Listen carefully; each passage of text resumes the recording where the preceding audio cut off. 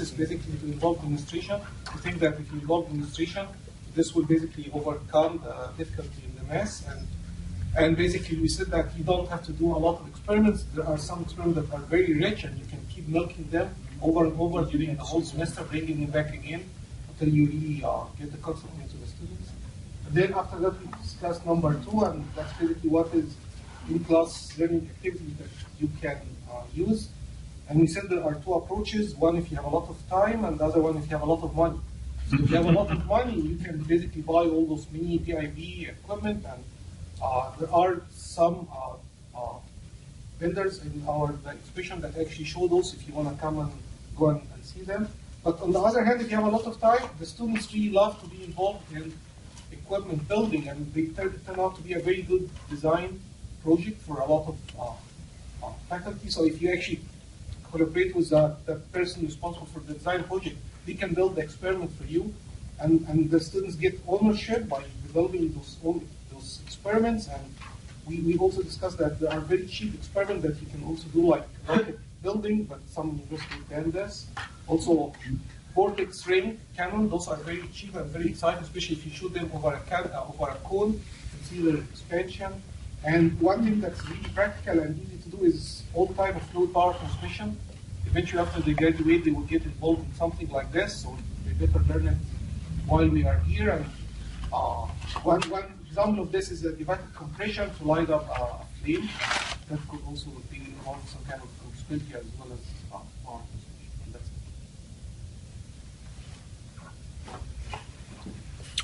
Let's just take the next table. You ready? Okay.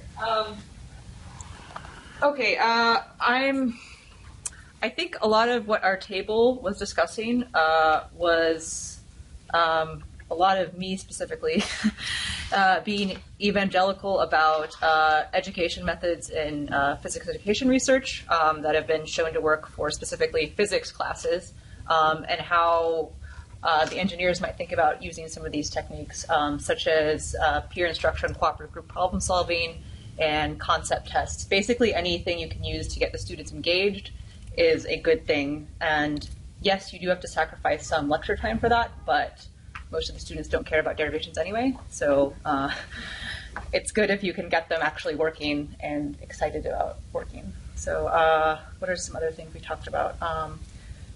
So another thing we talked about is that you're not going to make, if you introduce some of these techniques, you're not going to make everybody happy, okay? But because people learn in different ways and people have different different opinions, so defaulting back to just regular lecture can feel safe, but the general idea is, like, as long as you introduce a variety of techniques into your class, then some people will benefit, and that will be a good thing. And we named some resources. We had, so I mentioned Compadre. There was, where's the aerodynamics? What was the? For students. Aerodynamics for students. Yeah. Aerodynamics for students. If you teach aerodynamics, yeah. It's a great resource. Mm-hmm. Yeah. I don't know if there's anything else we discussed. Okay. Cool. How about this table? You folks got anything to report? Yes? Ron? He's taking notes.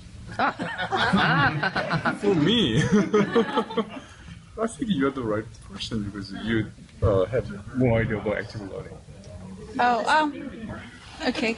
So, I mean, without repeating things, we talked about sort of the challenges between involving more active learning, and then that takes up more time and actually covering all of the material. But if you just run through it, are they actually learning? And so this idea of incorporating active learning without sacrificing material, and or covering material without sacrificing learning, and just discussing some of our challenges. That I don't think any of us had a solution to it, but that we've all sort of tried different things.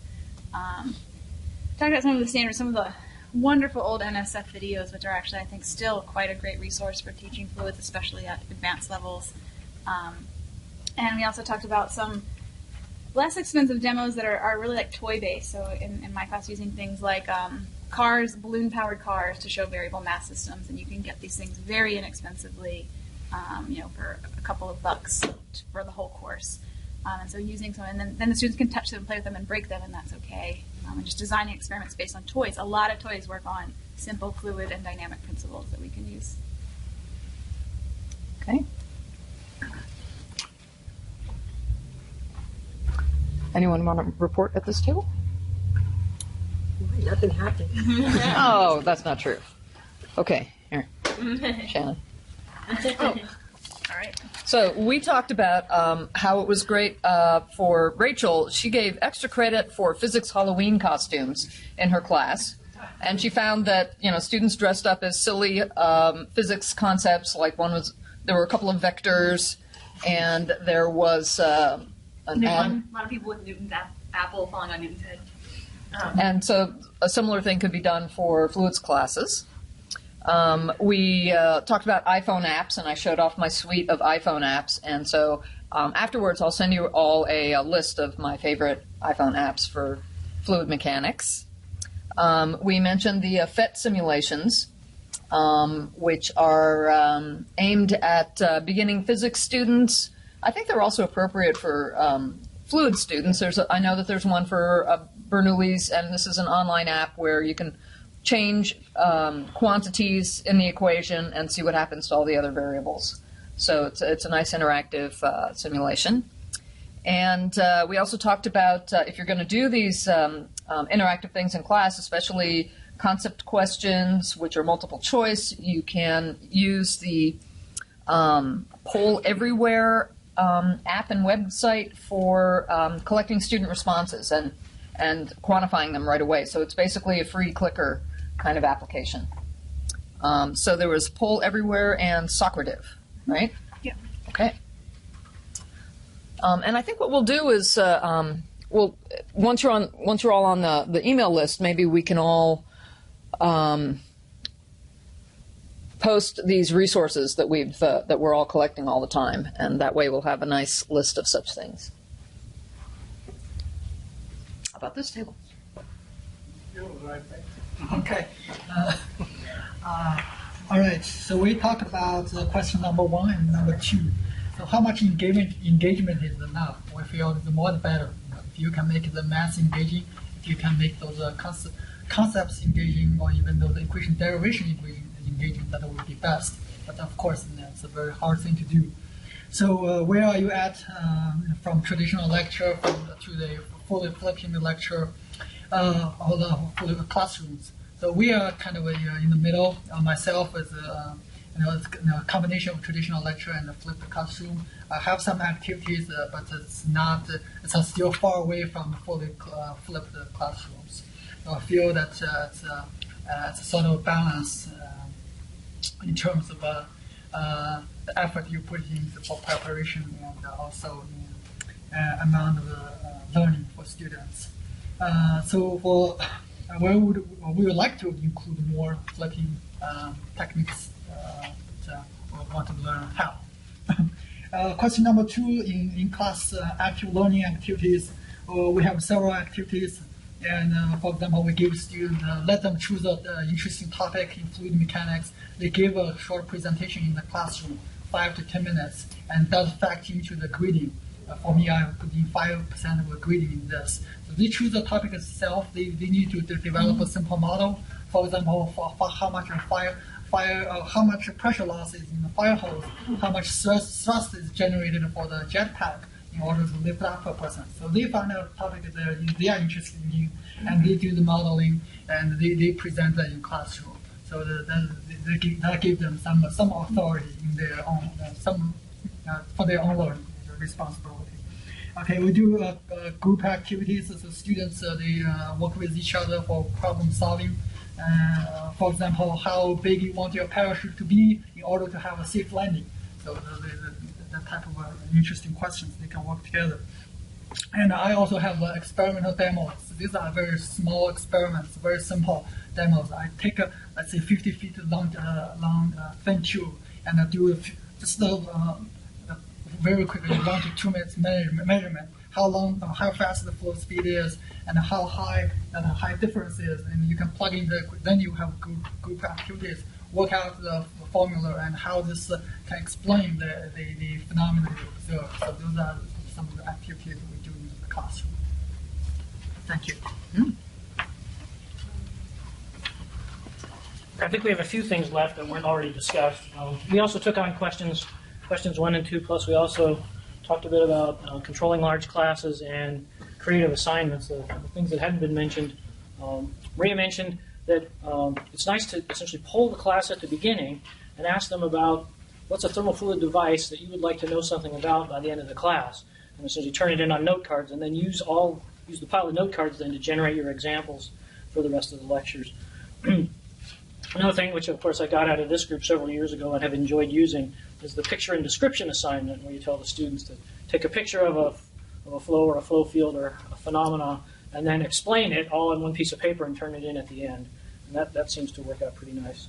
In terms of controlling large classes, everybody's got to sort of find their own way in some sense. It has to be a personality match.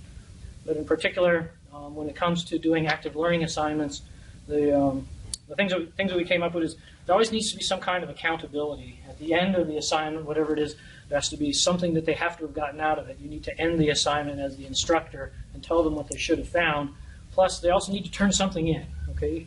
Even if it's for one fraction of a percentage of one homework or something like that, it's still got to be put there. And my recommendation is that sometimes the students really enjoy these and they get out of control. So you put them at the end of the lecture so that they don't eat up too much time. The other thing is that at the table we had between 2% and 1/3 in terms of active learning.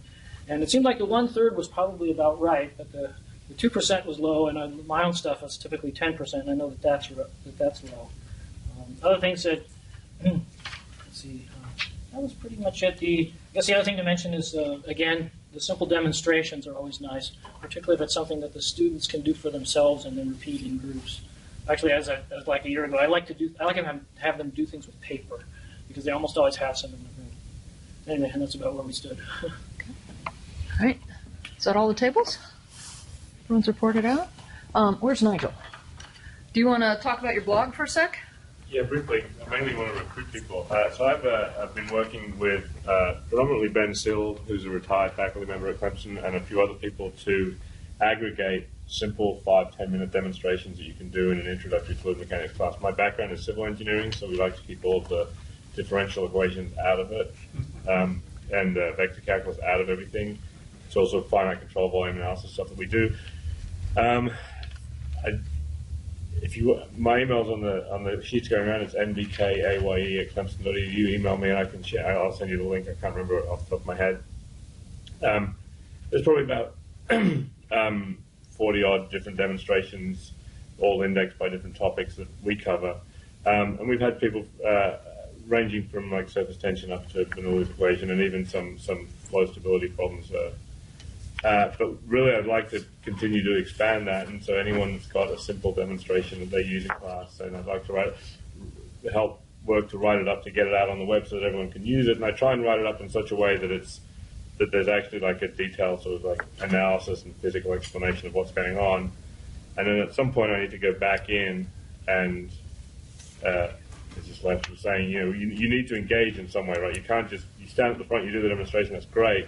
So you need to get the students to engage some way, either doing some analysis of what you've done, make predictions about what they're about to observe, things like that. I haven't got that in these descriptions yet, so I'm going to go back and do that at some point. But if you have these demonstrations, please send me an email, and I'm happy to work to write it up and get it out there so that we can all benefit from that. Thank you.